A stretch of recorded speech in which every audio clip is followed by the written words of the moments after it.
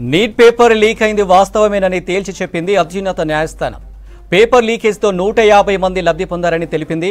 Neat పరీక్ష నిర్వహణలోనే లోపాలున్నాయన్నారు chief justice.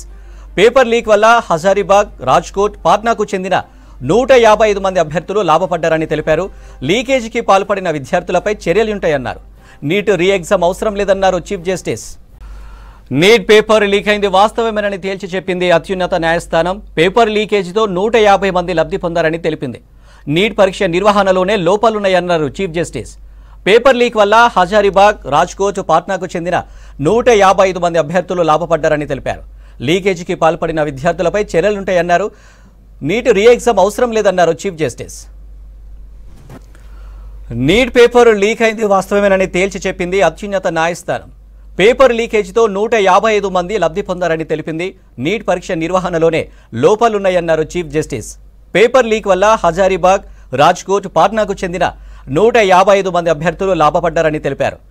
లీకేజీకి పాల్పడిన విద్యార్థులపై చర్యలుంటాయన్నారు. నీట్ రీ ఎగ్జామ్ అవసరం లేదన్నారు చీఫ్ జస్టిస్. రైట్, ఇక మరిన్ని డీటెయిల్స్ ఢిల్లీ నుంచి మదార్ అందిస్తారు. మదార్, నీట్ లీకేజీపై సుప్రీంలో వాదనలకు సంబంధించి అప్డేట్స్ ఏంటి? అనిల్, నీటికి సంబంధించిన వ్యవహారం పైన దేశవ్యాప్తంగా చర్చ నడిచింది. సుప్రీంకోర్టులో కూడా పలు పిటిషన్లు దాఖలయ్యాయి. వాటన్నిటిని కూడా సిజే బెంచ్ విచారణ జరిపింది. ఈ రోజు కీలకంగా నీటికి సంబంధించినటువంటి వ్యవహారాలపైన తుది తీర్పు అనేది కూడా సుప్రీంకోర్టు కొద్దిసేపటి క్రితమే వెల్లడించింది. పరీక్షను మళ్ళీ నిర్వహించాల్సినటువంటి అవసరం లేదని సుప్రీంకోర్టు అభిప్రాయపడింది. ఇప్పుడు ఉన్నటువంటి పరిస్థితుల్లో తిరిగి పరీక్ష పెట్టడం అనేది కూడా సరికాదు అనేటువంటి కామెంట్స్ కూడా చేసింది. ఇక నీట్ ప్రశ్న పత్రం లీక్ అయినటువంటి అంశం పైన మాత్రం ఎవరికి ఎలాంటి డౌట్స్ అవసరం లేదు. దానికి సంబంధించి మాట వాస్తవమే.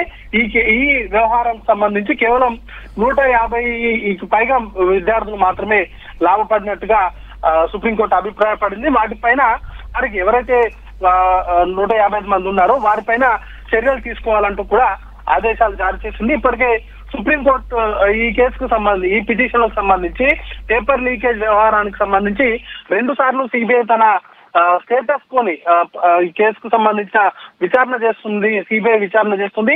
ఇప్పటి వరకు అరెస్ట్ అయినటువంటి వ్యక్తుల వివరాలు కావచ్చు, అలాగే కేసుకు సంబంధించినటువంటి విచారణ ఏ దశలో ఉందనే దానిపైన పూర్తి స్థాయిలో 2 సార్లు నివేదిక అనేది కూడా వారు ఇచ్చారు. దాంట్లో ఎవరెవరిని అరెస్ట్ చేశారు, వారికి సంబంధించినటువంటి పాత్ర ఏంటి అనే దానిపైన పూర్తి స్థాయిలో స్టేటస్ రిపోర్ట్ లో సుప్రీంకోర్టుకు తెలిపారు. వాటిని పరిగణలోకి తీసుకున్న తర్వాత, ఎందుకంటే మొన్న ఇటీవల జరిగినటువంటి వాదనల్లో సైతం ఎన్టీఏ కావచ్చు, అలాగే కేంద్ర ప్రభుత్వం అఫిడవిట్లు దాఖలు చేసింది.